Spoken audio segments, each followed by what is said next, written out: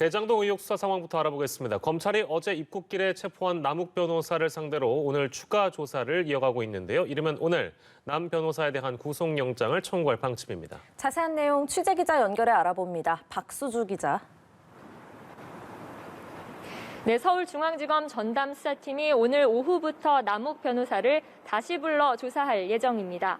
어제 새벽 남 변호사를 인천국제공항에서 체포해 오늘 새벽까지 16시간 넘는 고강도 조사를 벌인 데 이은 추가 조사입니다.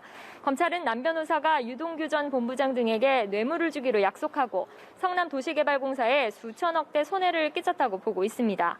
그러나 남 변호사는 앞서 언론 인터뷰를 통해 2015년 이후 대장동 사업에서 완전히 배제됐고 화천대유가 토지 수용하는 데 협조한 것 외에 역할이 없다는 입장을 밝힌 바 있습니다. 이른바 50억 클럽 등 로비 의혹과 관련한 남 변호사의 주장도 새롭게 알려졌는데요. 남 변호사는 어제 검찰 조사에서 두 사람 빼고 실제 돈이 전달된 건 없는 것으로 안다는 취지의 진술을 한 것으로 알려졌습니다. 검찰은 남 변호사가 말한 2명 중 1명이 화천대유 대주주 김만배 씨의 구속영장에 적시한 박 의원 측이라고 보고 있는 것으로 전해졌습니다. 앞서 권순일 전 대법관과 박영수 전 특검, 곽상도 의원 등이 50억 클럽 명단에 올랐다는 의혹이 커지자 당사자들은 모두 이를 강하게 부인한 바 있습니다. 검찰은 이르면 오늘 밤 남 변호사에 대한 구속영장을 청구할 전망입니다.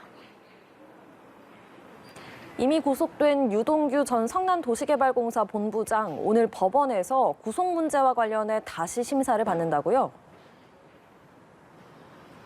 네, 잠시 뒤 법원이 유동규 전 본부장의 구속을 유지할지 말지를 다시 살펴볼 예정입니다.